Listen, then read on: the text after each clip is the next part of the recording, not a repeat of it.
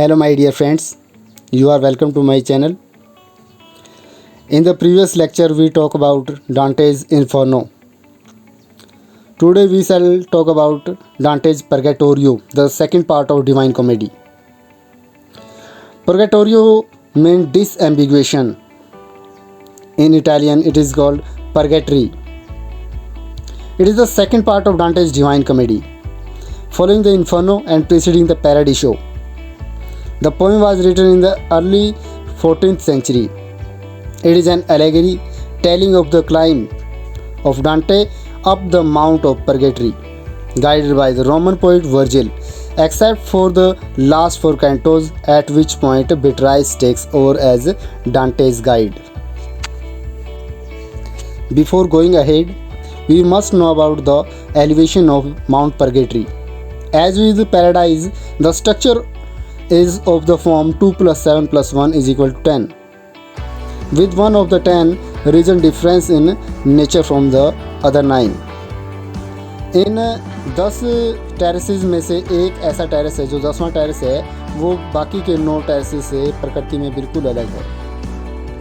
Purgatory इस poem के अंदर हम जब देखते हैं इसको, तो माउंटेन जो है, ये पर्गेटरी माउंटेन है, ये सदर्न हेमिस्फायर के पास कंसिस्ट करता है। वहाँ पर ये है जो कि जेरूसलेम के पास एक पर्वत के रूप में दिखाया गया है, वहाँ पर ये बताया गया है। जब ये पार्ट शुरू होता है, पर्गेटोरियो शुरू होता है, तो यहाँ पर एंटी पर्गेटर नाम से पहला आइलैंड आता है। पहला जो शोर है, पहला जो तट है इस पर्वत का, उसको एंटी पर्गेटर के नाम से जाना जाता है। यहाँ पर डांटे आगे बढ़ने से पहले जो गोडेस है म्यूजेस, उसकी प्रार्थना करते हैं, और संडे की सुबह ये 6 बजे अपनी यात्रा शुरू कर देते हैं। जैसे कि मैंने आपको बताया, इस तट को एंटी पर्गेटरी का नाम दिया गया है। कभी जब सुबह सुबह चढ़ाई शुरू करता है तो वर्जिल मुख्य रूप से 2 श्रेणियों में यहाँ पर आत्माओं का सामना करते हैं। यहाँ पर 2 प्रकार के इंसान वर्जिल के सामने आते हैं, वर्जिल और डांटे के सामने आते हैं। पहले आते हैं जिनको वो द एक्सकम्युनिकेट कहते हैं, यानी बहिष्कृत जिनको वो बोलते हैं। सेकंड आते हैं जो वो है द लेट रिपेंटेंट, ऐसे आदमी जो देर से पश्चाताप करने वाले होते हैं। जो एक्सकम्युनिकेट वो लोग हैं, ये वो लोग हैं एक्सकम्युनिकेट जो बहिष्कृत कहे गए हैं, जो अच्छे काम करते थे, अच्छे काम उन्होंने किए थे अपने जीवन में, लेकिन वो क्राइस्ट नहीं थे, क्रिश्चियन वो नहीं थे, जिसकी वजह से उनको हेवन से दूर रखा गया है, बहिष्कृत उनको हेवन से किया गया है। लेकिन हेवन में जाने के लिए अब उनको अपने जीवन का जो सामान्य उनका जीवन था उससे 30 गुना टाइम अब उनको लगेगा वहाँ पर जाने के लिए। सेकंड नंबर पे आते हैं द लेट रिपेंटेंट। ये वो लोग हैं जो क्राइस्ट थे, क्रिश्चियन थे, लेकिन इनको आलस की वजह से भगवान को याद करने का भी इनको टाइम नहीं था। इसके अंदर 3 प्रकार के लोग जोड़े गए हैं। लेट रिपेंटेंट में 3 प्रकार के लोग जोड़े गए हैं, हृदय से जो पश्चाताप करने वाले लोग हैं। इनमें पहले जो शामिल किए गए हैं, ये वो लोग हैं जो आलसी हैं या पश्चाताप करने में बहुत व्यस्त हैं। पश्चाताप करने में बहुत व्यस्त हैं, मतलब ये वो लोग हैं जो आलस की वजह से अब भी भगवान को याद नहीं कर रहे हैं। नंबर 2 पर वो आते हैं जो हिंसक मौतों के परिणाम स्वरूप, मतलब जिन्होंने अच्छे काम किए हैं लेकिन परिणाम स्वरूप अंतिम संस्कार उनका नहीं हो पाया है अच्छे ढंग से, इसलिए उनको पश्चाताप करने का यहाँ पर मौका मिल रहा है। और तीसरे वो हैं जो लापरवाह शासक होते हैं, ऐसे अच्छे शासक जो अच्छे काम करते हैं लेकिन अच्छे कामों के साथ भगवान को याद नहीं करते हैं। तीसरे इस प्रकार के लोग इसमें रखे गए हैं। इन आत्माओं को उनके वास्तविक पश्चाताप के कारण पर्गेटोरियो में भर्ती कराया जाएगा, लेकिन उन्हें पृथ्वी पर अपने जीवन के बराबर समय के बाहर इंतज़ार करना ही होगा। यहाँ पर दांते को एक व्यक्ति मिलते हैं जिनका नाम बेलाक्वा होता है, जो दांते के एक मृत मित्र हैं, जो कि आलसी थे। दांते इसको नर्क में खोजते हैं, लेकिन दांते को ये नर्क में कहीं पर भी नहीं मिलते, लेकिन यहाँ पर मिलने के बाद उसको थोड़ी संतुष्टि होती है। यहाँ पर उनको बेलाक्वा मिल जाते हैं। बेलाक्वा के साथ दांते दोपहर को बैठ जाते हैं बात करने के लिए, और दोपहर तक वो उसके साथ बातें करते रहते हैं। बेलाक्वा से बात करने के बाद दांते को दूसरा जो आदमी यहाँ पे मिलता है वो मिलता है सोर्डेलो। सोरडेलो जो कि मंटुआ से था, मंटुआ से वर्जिल भी हैं, वहाँ से था। तो सोरडेलो एक महान कवि को जब पहचान लेते हैं, वर्जिल को जब वो पहचान लेते हैं तो वर्जिल का सम्मान करने में वो झुक जाते हैं, वर्जिल का सम्मान वो करते हैं। वर्जिल को आगे का रास्ता दिखाने के लिए, इस सर्ग की सीढ़ियों को आगे बढ़ाने के लिए, वर्जिल का साथ देने के लिए सोरडेलो यहाँ पर वर्जिल की मदद करते हैं। यहाँ से आगे बढ़ते हुए दांते 8:30 बजे जब सो जाते हैं, वो सुबह 8 बजे के बाद जागते हैं। जागने के बाद दांते अपने आप को पर्गेटोरियो जो है पर्वत, उसके द्वार पर वो अपने आप को पाता है। इस द्वार के मुख्य 3 चरण हैं। सबसे पहला जो चरण है उसको पॉलिश्ड वाइट बोला गया है। ऐसी जगह है जिसको हम पॉलिश्ड वाइट के रूप में जानते हैं। यहाँ पर पश्चाताप करने वाले जो लोग हैं, जो सच्ची आत्मा वाले हैं, जो शुद्ध लोग हैं, वहाँ पर इनको दर्शाया गया है। सेकंड जो चरण दिखाया गया है इसमें, इस पर्गेटोरियो द्वार का, वो है ब्लैक, काला, यानी शोक का रंग। एक क्रिश्चियन क्रॉस के आकार में एक फटा हुआ एक रंग यहाँ पर दिखाया हुआ है।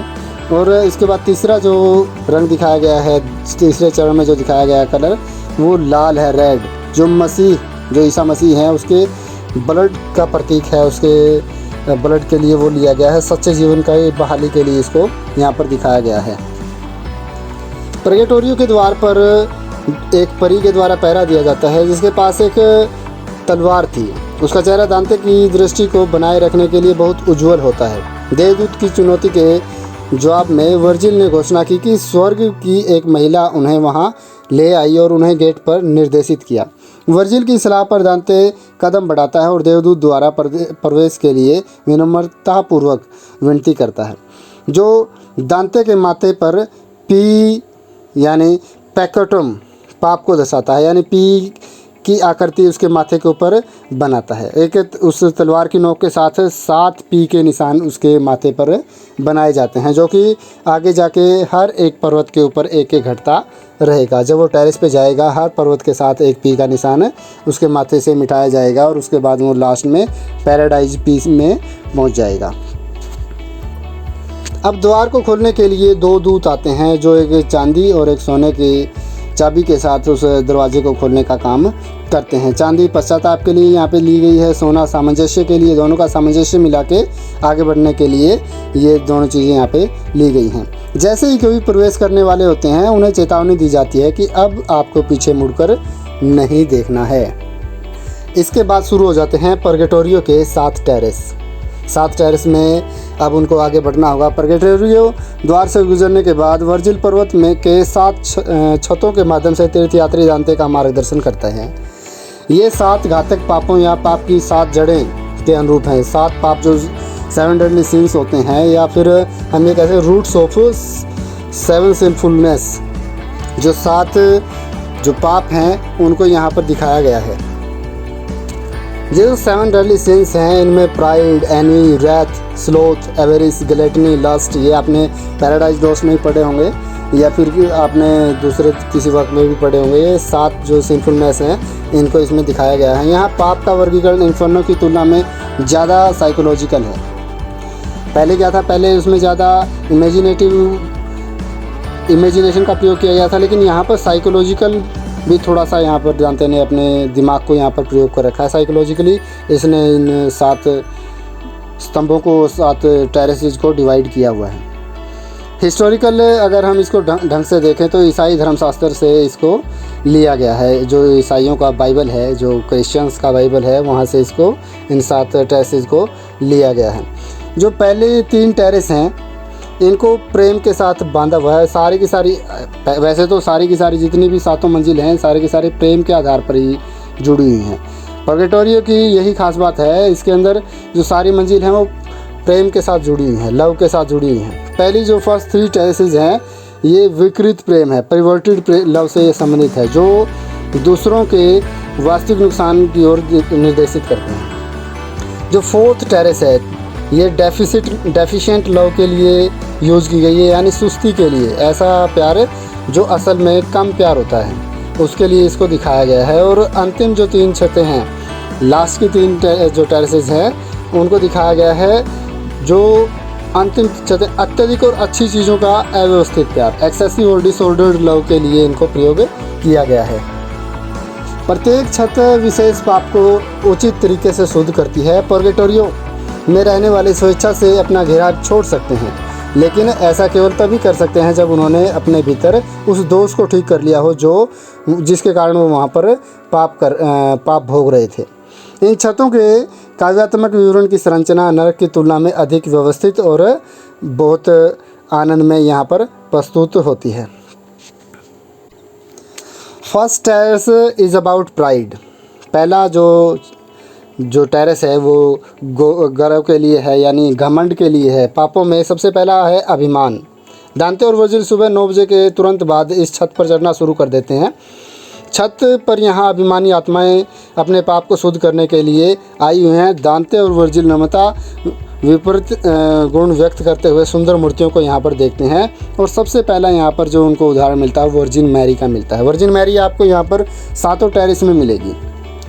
जितने भी टेरेस आपको इस पर्गेटोरियो में मिलेंगे, वर्जिन मैरी का एक किस्सा इसके अंदर आपको हर एक में मिलेगा, क्योंकि वर्जिन मैरी और मैटिल्डा 2 ऐसी महिलाएं थी जिन्होंने दांते की मदद के लिए यहाँ पर वर्जिल को भेजा था, और यहाँ पर इनके किस्से आपको देखने को मिलेंगे।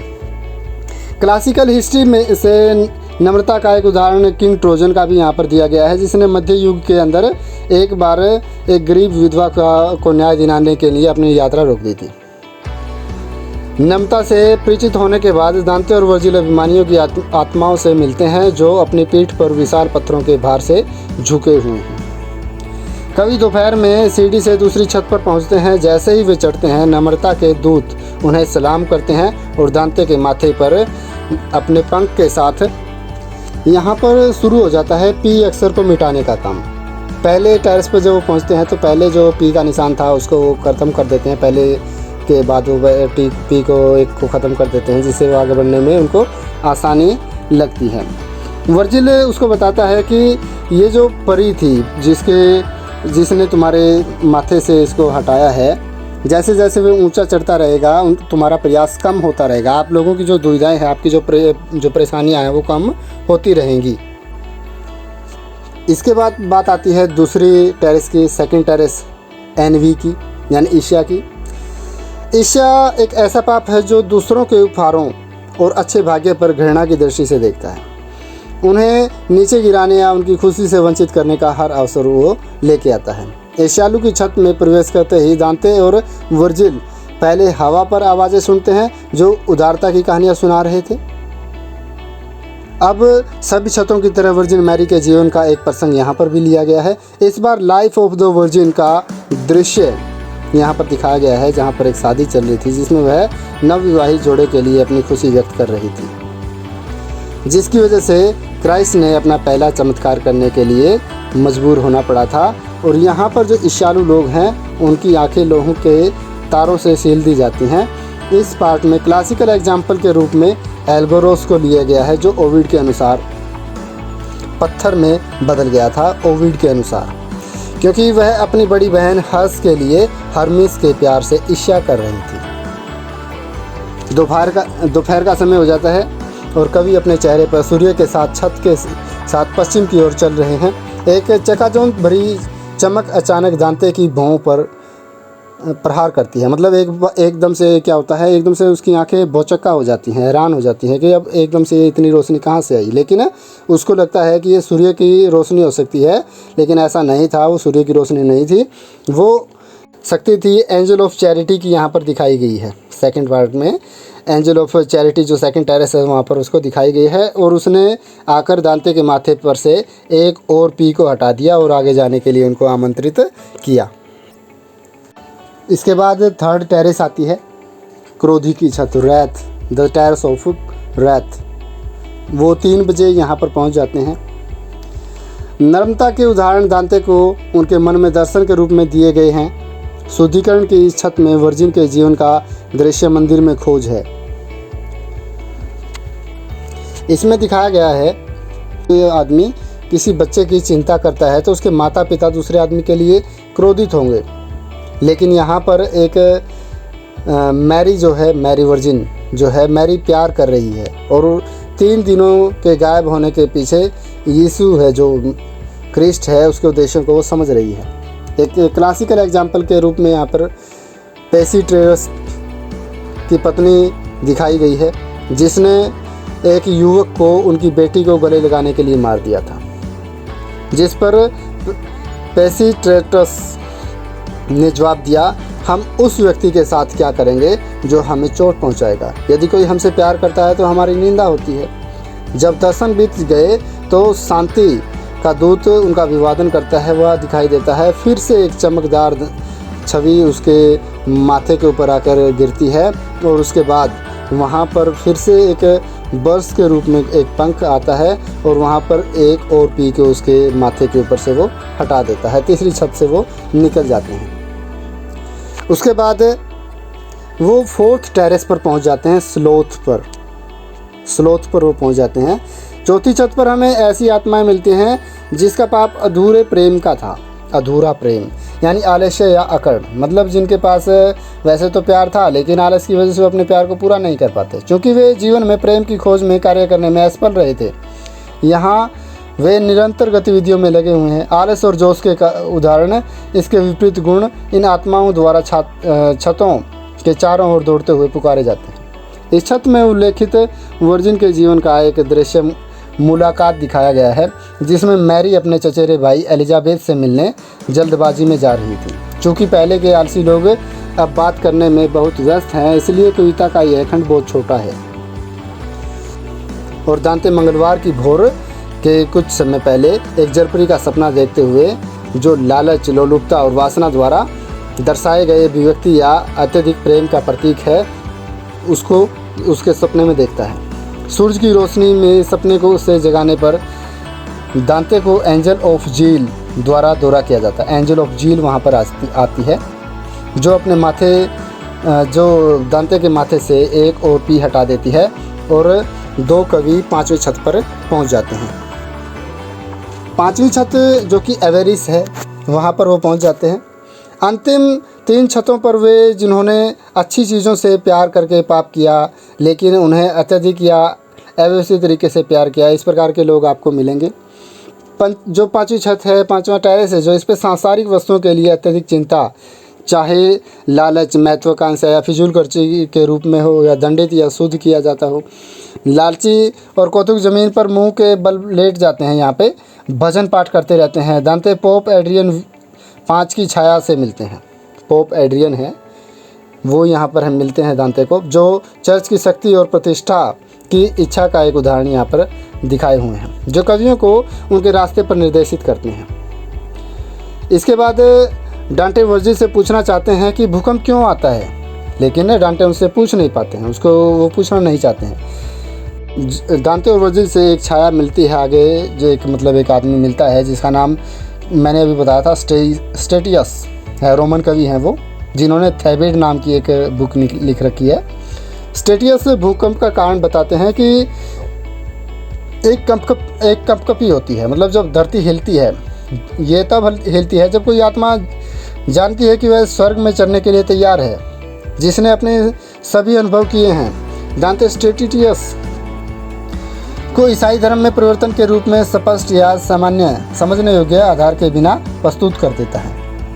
एक ईसाई के रूप में उनका मार्गदर्शन वर्जिल के रूप में पूरक होगा।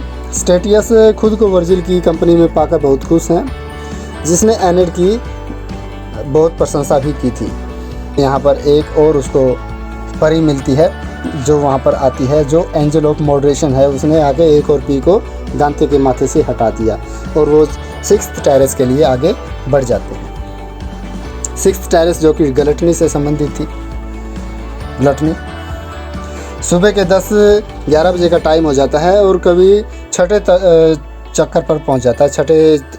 छठा जो टेरेस है, 6th टेरेस है, वहाँ पर वो पहुंच जाता है। वहाँ पर चक्कर लगाना शुरू कर देता है। यहाँ पर पेटू लोग उसको मिलते हैं, जो आमतौर पर खाने पीने में या अपने आप को शारीरिक सुख सुविधाओं पर जोर देने में व्यस्त रखने का काम करते हैं। ऐसे लोग उसको यहाँ पर मिलते हैं, लेकिन यहाँ पर उनको खाने पीने की सामान नहीं मिलते हैं। यहाँ पर क्योंकि यहाँ पर उनको पश्चाताप करने का मौका मिल रहा है, तो उनको खाने की बजाय यहाँ पर सिर्फ खाना दिखाया जाता है ताकि उनको खाना ना मिल सके और अपने पश्चाताप को पूरा कर सके। यहाँ पर उन पेड़ों की उपस्थिति में वो भूखे मर जाते हैं जहाँ पर फल हमेशा लगे रहते हैं लेकिन उनके पहुँच से बाहर होते हैं। यहाँ उदाहरण पेड़ों की आवाज़ों द्वारा दिए गए हैं। यहाँ पर वर्जिन मैरी जिन्होंने एक शादी में अपने बेटों के उपहारों को दूसरों के साथ साझा किया था, उसका भी जिक्र यहाँ पर आपको मिलता है। यहाँ पर डांटे अपने एक मित्र फोर्से डोनाटे से भी मिलते हैं। और उसके बाद एक और एंजल जो आते हैं यहाँ पे, वो है angel of temperance. Angel of temperance यहाँ पर आती है और इन दोनों को बधाई दी जाती है, जिसकी चमक पिघली हुई धातु या कांच की लाल चमक की तरह होती है। पहाड़ के ऊपर के मार्ग को दिखाते हुए देवदूत ने दांते की भौं से एक और पी, मतलब उसके माथे से एक और पी को हटा दिया और एक पंख की मदद से उसको दूर कर दिया। सेवंथ जो सीलिंग है, सेवंथ जो टेरेस है, वो लस्ट की है। लस्ट यानी वासना।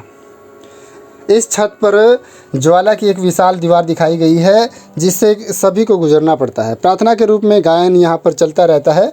जो वर्जिन है उसका भी यहाँ पर एक और उदाहरण दिया गया। कुंवारी मैरी, जब मैरी वर्जिन थी, कुंवारी मैरी जो थी वो शुद्धता, और डायना जो है उनको शुद्धता के उदाहरण के रूप में यहाँ पर प्रयोग किया गया कि वो जब बिल्कुल कुंवारी थी तो उन्होंने किसी प्रकार की वासना में कभी भी संलिप्त वो नहीं हुई। सूर्यास्त के कुछ समय पहले कवियों को एंजल ऑफ चैस्टिटी मिलती हैं। उनके द्वारा उनको बधाई दी जाती है जो उन्हें आगे आग की दीवार से गुजरने का निर्देश देती है। एक दीवार थी वहाँ पर, आग की दीवार, उसमें से निकलने का उनको आदेश देती है, निर्देश देती है, लेकिन दांते उसको देखकर, उस आग की दीवार को देखकर डर जाता है। इस पर दांते को बताया जाता है कि इस दीवार के उस ओर आपको बिट्राइस मिलेगी। किसी प्रकार से वर्जिल उसको मनाने में कामयाब हो जाता है और उस भीषण आग से गुजरने में उसको मना लेता है। कवियों के लो से गुजरने के बाद सूरज डूब जाता है और वे अंतिम छत पर सांसारिक स्वर्ग के बीच की सीढ़ियों पर सोने के लिए लेट जाते हैं। मतलब वो संसार में आ जाते हैं, वास्तविक जीवन में वो आ जाते हैं। इन सीढ़ियों पर बुधवार की सुबह से ठीक पहले दांते का तीसरा सपना है। जो तीसरा सपना है डांटे का, एक और सपना, पहले जो सपना था उसका सपना था उसके हेल की यात्रा करने का। हेल में वो जाना चाहता था, लेकिन दूसरे सपने में उसने क्या किया, स्वर्ग में वो जाकर अपने सपने को पूरा कर लेता है। और तीसरा सपना जो है वो सांसारिक जीवन में वो अब आ जाता है। दांते सवेरे उठता है और कवि को देखता है, लेकिन वहाँ पर वर्जिल नहीं मिलता है। वर्जिल वहाँ से गायब हो चुका है। अर्थली हेवन, अर्थली पैराडाइज आपको लास्ट का पार्ट इसमें मिलता है। माउंट परगेटरी के शिखर पर जब वो पहुंच जाते हैं तो सांसारिक स्वर्ग या ईडन का बगीचा इनको मिलता है। जो गोड है ईडन, उसका यहाँ पर आपको गार्डन मिलता है, ईडन गार्डन यहाँ पर इनको मिलता है। अलंकारिक रूप से वह जगह दिखाई गई है जहाँ सबसे पहले एडम एंड ईव मिले गए थे। यहाँ डांटे की मुलाकात मैटिल्डा से होती है, जिस महिला को दांते ने अपनी पिछली कविता समर्पित की थी। वह महिला जिसके अनुरोध पर वर्जिल को दांते को उसकी यात्रा पर लाने के लिए नियुक्त किया गया था, और वह महिला जो ईश्वर के मार्ग का प्रतीक है। मतलब ईश्वर से मिलाने के लिए दांते की मदद करने का ये प्रतीक एक प्रकार से मैटिल्डा को यहाँ पर दिखाया गया है। हालांकि मैटिल्डा स्पष्ट रूप से दांते के बेट्राइस से मिलने के लिए तैयार थी। मैटिल्डा चाहती थी कि दांते बेट्राइस से मिले, लेकिन मैटिल्डा बेट्राइस से मिलने के लिए उसको अभी नहीं लेके जाती है। मैटिल्डा के साथ दांते एक जुलूस का गवाह बनता है। अब बेट्राइस की उपस्थिति यहाँ पर हो जाती है। बेट्राइस को भी यहाँ पर दिखाया जाता है। बेट्राइस आ जाती है, डांटे के बीच एक नाटकीय सुलह दृश्य, बेट्राइस और डांटे के बीच में एक नाटकीय सुलह दृश्य दिखाया जाता है। मतलब दोनों मिल जाते हैं, जिनमें वो प्यार करते हैं, जिसमें वह अपने पाप को फटकारती है। मतलब अपने पाप को फटकारती है। वो वहाँ पर जो पाप उसने किया था उससे बिछुड़ने का। अब लास्ट में बिल्कुल दोपहर का समय हो जाता है। सांसारिक स्वर्ग में मनाई जाने वाली सारी घटनाएं करीब आ जाती हैं। अंत में दांटे यूनोस नदी से पानी पीता है, जो अच्छी यादों को पुनर्स्थापित करता है। पुरानी बातें उसको दोबारा से उसको याद आ जाती हैं जब वो यूनोस नदी का पानी पीता है और उसे स्वर्ग की चढ़ाई के लिए तैयार अपने आप को कर लेता है। तो डिवाइन कॉमेडी के अन्य जो दो भाग हैं, यहाँ पर प्लूटोरियो शब्द भी सितारों के साथ ही ख़त्म होता है। स्टार्स के साथ ये लास्ट में ख़त्म हो जाता है। इस कहानी को पढ़ने के बाद हमें एक ही चीज़ ध्यान में आती है कि ये सारी की सारी जो घटनाएं थी, पहले घटना के अंदर हम हेल को जब पढ़ते हैं, इन्फर्नो को जब हम पढ़ते हैं, तो उसमें हेल के बारे में सारी चीज़ें आपको बताई गई थी। लेकिन इस घटना में स्वर्ग की ओर जाने का एक रास्ता इसमें दिखाया गया है कि यहाँ पर किस प्रकार से लोगों को अपने पश्चाताप करने का मौका मिलता है और कैसे वो अपने पश्चाताप को कर पाते हैं और अपने आप को स्वर्ग में ले जाने के काबिल बन जाते हैं। आज के लिए इतना ही।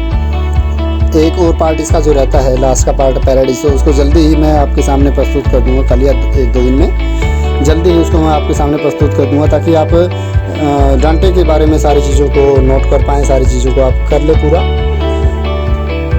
आप लोगों ने इतना समय दिया, आप लोगों का प्यार, आप लोगों की दुआएं मेरे साथ बनी रहें, इसके लिए आप लोगों का धन्यवाद। Thank you so much, thank you.